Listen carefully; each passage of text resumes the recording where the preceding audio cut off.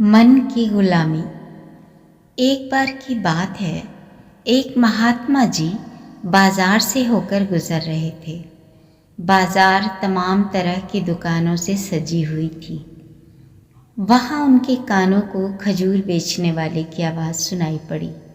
उनका मन हुआ कि खजूर खाया जाए। महात्मा जी ने अपने मन को खूब समझाया और आगे बढ़ गए, लेकिन उस पूरी रात महात्मा जी का मन खजूर में अटका रहा और उन्हें नींद ही नहीं आई। अगले दिन सुबह होते ही वो जंगल की तरफ चल पड़े। जीभ की लिप्सा भी बड़ी विचित्र होती है। एक बार जिस चीज़ पर लग जाए उसके लिए छटपटाता ही रहता है। महात्मा जी के पास कोई धन तो था नहीं। भिक्षा में वो सिर्फ अन्न का ही दान लेते थे। आज खजूर खरीदने के लिए पैसों की ज़रूरत आ पड़ी थी। जंगल पहुंचकर उन्होंने वहां पड़ी तमाम लकड़ियों को उठाकर उसका गट्ठर बांधकर सिर पर रख लिया। महात्मा जी की सेहत ऐसी नहीं थी कि वो गट्ठर लेकर चल पाते, परंतु उनके मन ने खजूर के लिए ऐसा जोर पकड़ रखा था कि महात्मा जी के दिमाग की एक नहीं चली। गट्ठर के भारी बोझ को लेकर वो बड़ी मुश्किल से चल पा रहे थे। उन्होंने अपने मन से कहा कि यदि खजूर खाना है तो ये बोझ तो उठाना ही पड़ेगा।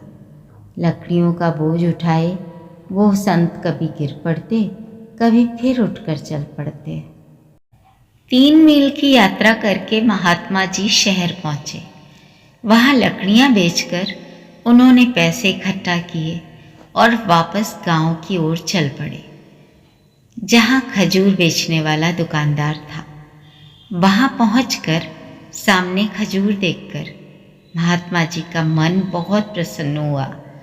खजूर खरीदकर महात्मा जी अपनी कुटिया की ओर चल पड़े और रास्ते में वे अपने मन से बोले, अपनी इच्छा पूर्ति के लिए आज तूने मुझे बहुत थकाया।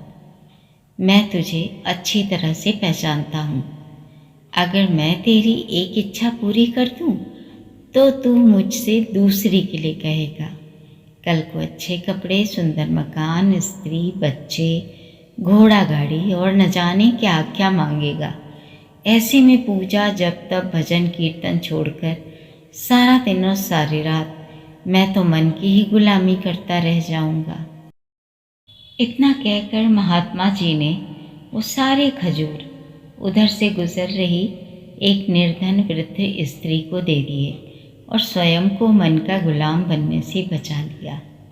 जो व्यक्ति मन के नियंत्रण में रहकर काम करता है वो मन का गुलाम बनकर सदा परेशान ही रहता है, जबकि जिस व्यक्ति का मन उसके अपने नियंत्रण में है वो मन का गुलाम नहीं, मन का राजा होता है। कहानी अच्छी लगी हो तो वीडियो को लाइक, शेयर एंड सब्सक्राइब ज़रूर कर दीजिएगा। इससे हमारा हौसला बढ़ता है। धन्यवाद। नमस्कार।